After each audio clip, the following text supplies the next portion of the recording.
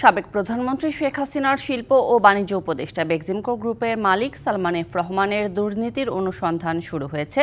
Share বাজার, bank সহ আর্থিক খাতে নানা দুর্নীতির অভিযোগ আমলে নিয়ে তার বিরুদ্ধে অনুসন্ধান কার্যক্রম শুরু করেছে দুর্নীতি দমন কমিশন।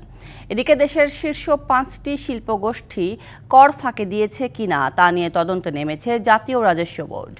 একটা ক্ষতি করা হয়েছে। সালমান ফজলুর রহমান, পরিচিত সালমান এফ রহমান নামেই বেক্সিমকো গ্রুপের এ মালিক সাবেক প্রধানমন্ত্রী শেখ হাসিনার বেসরকারি বিনিয়োগ বিষয়ক উপদেষ্টা ছিলেন। দুদকের গোয়েন্দা ইউনিটের প্রতিবেদনে বলা হয়েছে, গত 15 বছরে 7টি ব্যাংক থেকে তিনি 36,865 কোটি টাকা ঋণ নিয়েছেন। এর মধ্যে 23,070 কোটি টাকা নিয়েছেন কেবল জনতা ব্যাংক থেকেই। ঋণ নিয়ে তার বড় অংশই ফেরত দেননি, এতে ঝুঁকিতে পড়ে ব্যাংকগুলো। অন্যদিকে শেয়ার কারসাজির মাধ্যমেও অসংখ্য মানুষকে পথে বসিয়েছেন তিনি।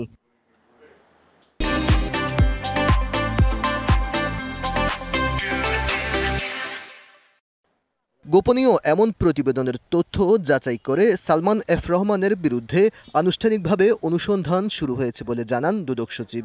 সালমান এফ রহমানের বিরুদ্ধে শেয়ার বাজার জালিয়াতি, অর্থ পাচার, ব্যাংক হতে ঋণ গ্রহণপূর্বক আত্মসাৎ সহ বিভিন্ন অভিযোগ, এ সকল দুর্নীতি প্রাপ্তির উপর ভিত্তি করে দুর্নীতি দমন কমিশন কর্তৃক বিষয়টি প্রকাশ্যে অনুসন্ধানের সিদ্ধান্ত দেওয়া হয়েছে।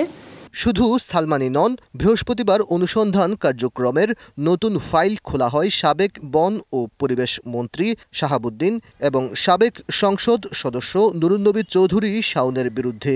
তাদের বিরুদ্ধে ক্ষমতার অপব্যবহার এবং সরকারি অর্থ আত্মসাতের অভিযোগ এসেছে।